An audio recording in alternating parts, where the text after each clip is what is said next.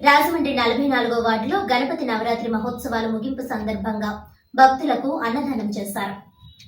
Rajahmundry 44వ ward మాజీ corporator Palavalasa Veerabhadram, పులిగోరు భద్రం ఆధ్వర్యంలో గణపతి నవరాత్రి మహోత్సవాలు ముగించుకుని గొప్ప అన్న సమారాధన కార్యక్రమం జరిగింది.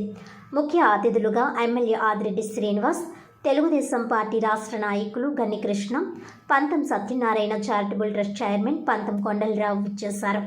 ఈ కార్యక్రమానికి కమిటీ సభ్యులు మరియు వార్డు పెద్దలు హాజరయ్యారు.